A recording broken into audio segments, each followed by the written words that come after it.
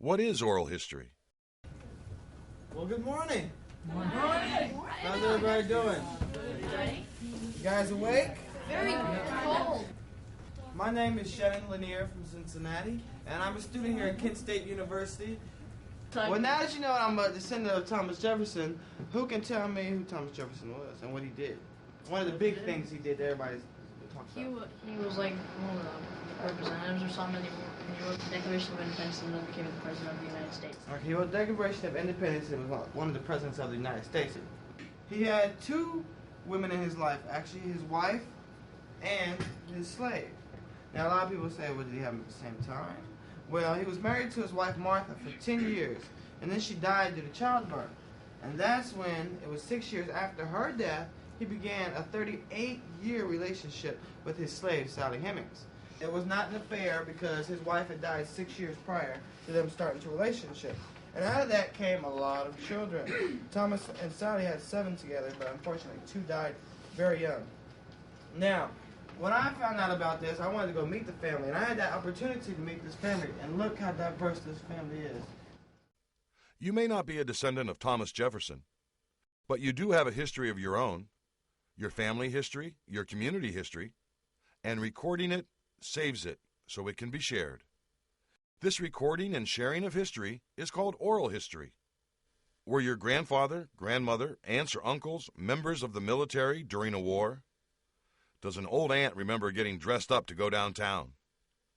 Has anyone in your town ever done something heroic, made the national news? Have you ever asked someone old about their childhood, their experiences? Have you ever wondered what it was like to be your age with no TV or computer to occupy your time? Talking with people that you are around every day gives you a chance to write history. And history is much more than remembering facts. It's all around us. Doing an oral history project allows you to find out about a time in the history of your family, your community, from the people who lived it. It allows you to become a producer of historical knowledge rather than a passive reader of historical facts. The way I try to think of this is you're trying to get them to paint a picture in your mind from their mind, so you're picturing what they're talking about and get them to describe it. Through the collection of oral histories, you'll learn interesting things about your family, your community. You'll discover that when your grandparents were your age, they liked their own kinds of music, had their own slang, and also had some of the same questions and fears about growing up, just like you. To create an interesting oral history worth sharing, you'll have to do some research, organize information, write questions, edit the answers, and work together. Throughout this video, we're going to follow Rick Yu's 8th grade class from Brown Middle School as they become producers of historical knowledge by doing an oral history project. Every time an old person dies, it's as if a library has burned down. And the older the person, the more books in the library. The 4 segments of the interview process are at the heart and soul of an oral history. After selecting someone to interview, there are certain things to do before, during, and after the interview to encourage revealing answers and to contribute to an interesting oral history. Once you've decided the topic of your oral history, you need to select someone to interview. You want to find the person with the most information about your topic. Mr. Yu's students decided to interview the oldest person in their family. Who are you going to interview? My grandma. Does she live around here? Kind of. What do you mean, kind of? My stepdad. Okay, that's close enough. And Buddy, buy you're the my last one that I need to talk to. Who are you interviewing? My stepdad. Okay. I don't know about him. You have anybody that's any older? Well, they all live far away. How far away is far away? 2 hours. 2 hours? Before the interview, call the person to be interviewed, explain the purpose of the project, and set up a day, time, and location to conduct the interview. Be sure to emphasize the importance of preserving these stories and having them available for future generations. Before the interview, call the person to be interviewed, set up a time and a location. Where are you going to conduct the interview? Is it going to be at your house? Is it going to be here? Is it going to be at the other person's house, the person that you're interviewing? Where's the interview going to take place? It needs to be a place where everybody's going to be comfortable. Okay, we need to set up the time and location. You've got to explain the purpose. What is the purpose of the interview? Why are you interviewing these people? Who knows? Rob? To get history on our family and Okay. history on the world when it was back at that time. Yeah, and how things have changed over time. Some research may be needed to prepare a list of thoughtful questions. And remember to take along release forms, blank tape, and working recording equipment. What about these questions? What kind of question do you ask somebody to get them to tell you something? Do you say, were you in World War II? Is that a good question? No. Why not? It's yes or no, yeah. You guys, you've all been talking about this kind of thing. You want them to describe something to you. So it's okay to ask a real quick question to get an answer like that, but if you go through a whole interview like that, the interview will transcribe you yes, no, I don't know. And those will be the answers you get. Or why are you asking me that? Sometimes is a question you get back. But you want to get descriptive answers. And I try to get them to describe something so I can picture it. What happened here? What was this like? One of the things you might do, and this is an orderly thing, you might make a checklist of what you need to do your interview. This is what I make interviewers do that work with me. Do I have the tape recorder? Do I have the tape? Do I have a label for the tape? Do I have a pen that works? Do I have a pad that works? Do I have a set of questions that I can ask? Do I have batteries for the tape recorder? Do I have, I don't know what home you're going to do this in. If you make a list ahead of time and then check it off before you go, you won't show up and not have the tape, or show up and have the wrong tape, or not have a pencil so you can write on the tape. There are all kinds of mistakes you make, so you do this kind of little organizational thing to make yourself remember it. When you arrive, introduce yourself, restate the purpose of the project, and do a test recording to make sure everything is working before you begin. Begin your oral history with an opening statement of your name, name of the person being interviewed, date, time, and location. Allow the person being interviewed time to think of their answer, and never interrupt. Wait and ask a follow-up question to get more details or clarify what they said. Keep focused on the person being interviewed. Eye contact tells them you're interested and paying attention. Put a time limit on the interview. Definitely don't allow it to last more than an hour. Let's go to during the interview. You have to introduce yourself. You have to introduce who's with you. Again, even though you told them the purpose of the interview before, it's a good thing to remind them of exactly what's going to be going on. Get your equipment ready when you're right there. Make sure you test it. Once you get it going, you definitely want to have an opening announcement stating what's going to be on the tape. This is an interview of Aunt Matilda on October 19th, 2001 for my oral history project for the Ameritech classroom. Just something like that. What skill do you need most of all? Talking. It's just the opposite. What's the opposite of talking? Listening. Listening. Oral history is about listening. So when you do these interviews, you need to concentrate on what they're saying and not try to add too much. One of the hardest things about talking to people is listening. And that's really what it's about. Once the interview's over, you're going to immediately, you're going to go home, you're going to go back to where you can be alone. You need to listen to the interview. Write your field notes while the interview is still fresh in your mind. Immediately after the interview, if possible. Your summary should include the location, setting, anything important or peculiar that happened during the interview, and your personal reflections about the experience. Be sure and write a thank you note to the person interviewed. Your next task is to decide if you need a transcript of the interview, or are your notes enough to get the job done. Guys, everything that we have done up to this point is going to be incorporated in this final project. Since many different technologies can be used to facilitate the interview process and create the final product, it will be necessary to become familiar with all the tools available prior to production. Mr. Yu's class had to learn a computer presentation program, use of the internet, and appropriate software and hardware.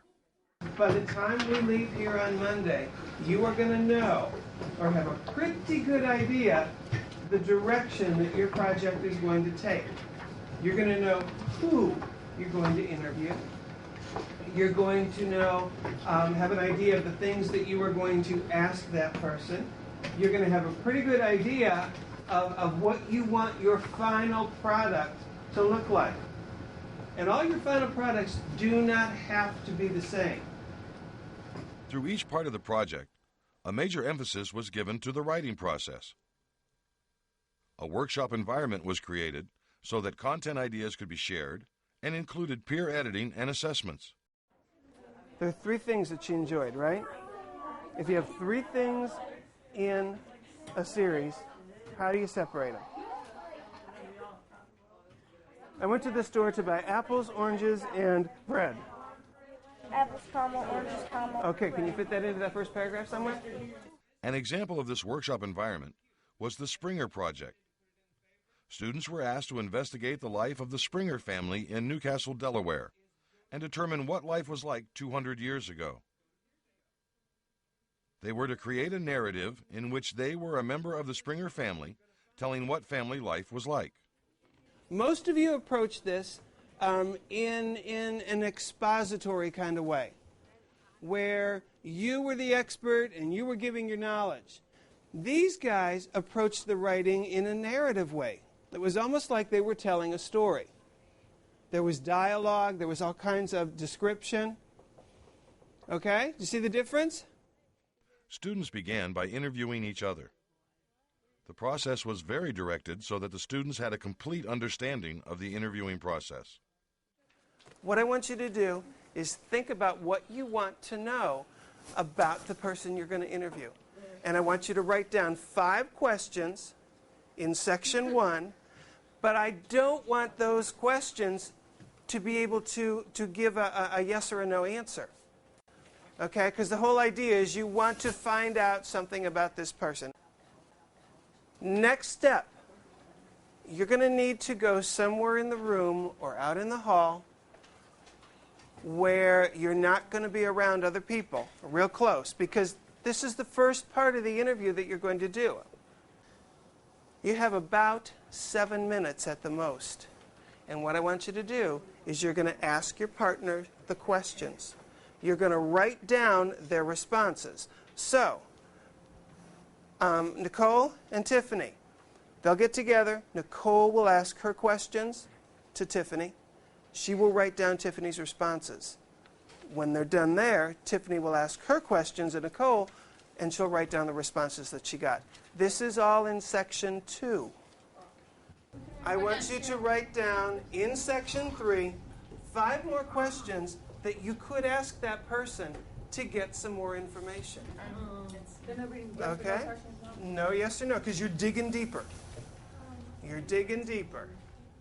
Often, historians use primary sources such as first-hand testimony from a person who has direct knowledge of the topic. Other primary sources are artifacts of the event or of the time in history. Anytime you read history, you are seeing a historian's perception based on those first-hand accounts and artifacts of the time. When you collect an oral history, you are the historian taking the information of past events, and the person you interview is a primary source.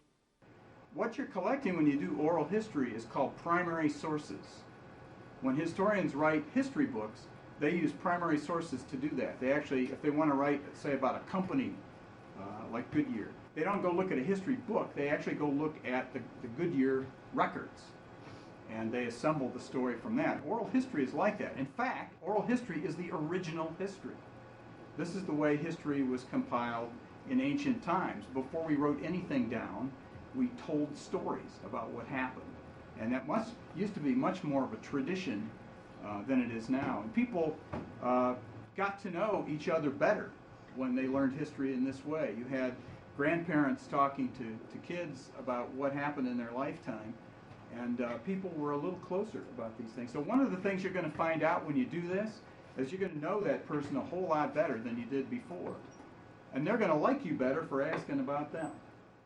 As a way of introducing other primary sources, Mr. Hughes brought in several artifacts and asked his students to examine the object name it, determine the time in history when it was used, how it was used, and who used it.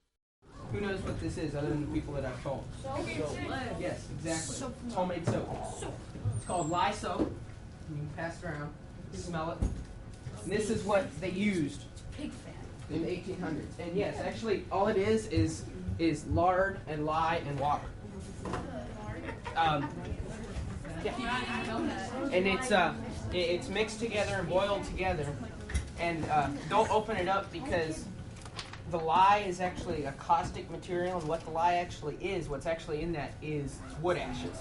When wood is burnt, the ashes were taken out and they were boiled into the water and the lard and made into soap.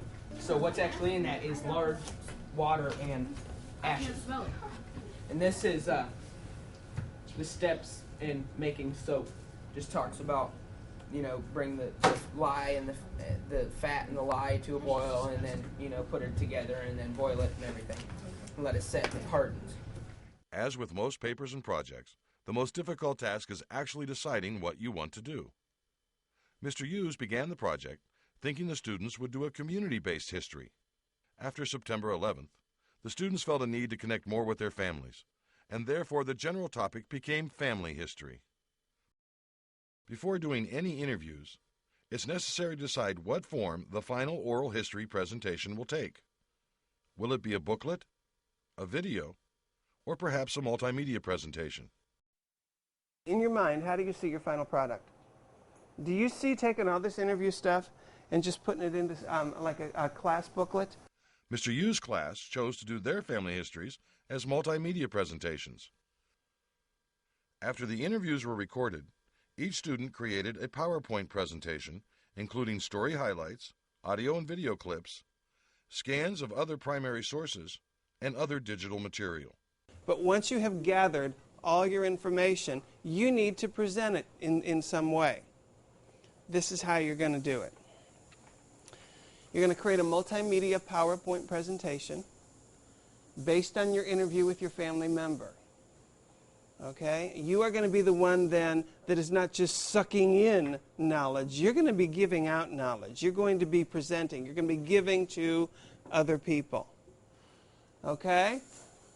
Through this project, you're going to record the feelings and the impressions, and you're going to give a vivid picture of our past. And I'm saying that with all of us, our past. It's going to be a living history of family and community. You've completed your oral history presentation. Now what? Be sure to give a copy to the person you interviewed. Your public library could make your oral history project available to the whole community. Your school library could be an ideal place for teachers and students to share your work. Finally, it is important to keep the original unedited tapes along with an edited copy of your oral history masterpiece. As with anything, you learn as you go along. Some things Mr. Hughes learned were, it's necessary to be flexible.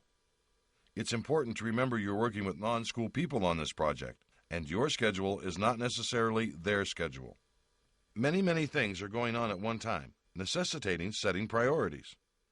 Deadlines need to be negotiated. Equipment has to be readily available and in working order. I got involved in the oral history project through a friend who once asked me, what do you know about oral history? And we happened to be sitting there at breakfast and talking about how we could get this project going. The project entailed a lot of planning. We needed to find a place where we could get everything done. We needed to have a group of kids who would be willing to work and work hard. A lot of organization in getting grandparents and parents to come in and have the actual interviews. Well, every morning we got on a bus from school and we rode out to the Ameritech classroom, and we would sit down at a computer and we would start working on our project. We'd work on either the questions that we were doing for our interview, or we would work on our PowerPoint or background information and things like that. For our oral history project, we had to interview somebody who's older than us, who in our family, who lived in the past, so we could find out what happened in their life. We printed out questions off of a website. There was a bunch of questions like who'd you marry and why, and what was life back then. Proficiency outcomes were addressed in that this was an interdisciplinary unit. A lot of social studies things were done. Much writing was done. So yes, outcomes in writing were definitely addressed. My favorite was using the Palm Pilots. We used the Palm Pilots to write certain things. Like we had journal assignments every day, and we had to write about our day and what happened and how it was. I think the highest point of the whole project was seeing the connection between kids and a different generation, and how they connected with each other, and they not only did the kids learn, but the grandparents and parents learned an awful lot about the kids too. I learned so much about my grandfather, and to prepare for that, we interviewed our classmates, and there's a lot of questions we had to ask. I learned some stuff about my dad. He used to have an imaginary friend, and he would hold him in his hand, and whenever he would get in trouble, he'd be like, "Oh, Mom, it wasn't me, it was Donald who did it." And my grandma would be like, "Oh, okay," and she'd play along with it. I just thought it was really, really funny to find that out.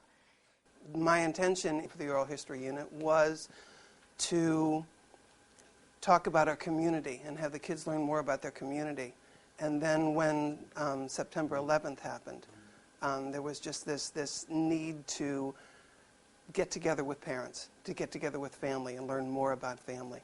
So it kind of evolved into a family kind of thing. My favorite thing is the interview because I interviewed my grandma and grandpa, and right after the interview, my grandma passed away. So I learned a lot about how they lived in the 1960s and stuff. So it was really cool. My main piece of advice for someone who would want to do something like this would be, number one, be able to have a great deal of time so you can get things done. But I think the best thing out of all of it is not only the kids. You see the kids connect with each other, you see the kids connect with grandparents and parents, but the kids that I took with me, they've connected with each other so well. I mean, they have bonded. They are a group, and they will stay a group all the way through high school.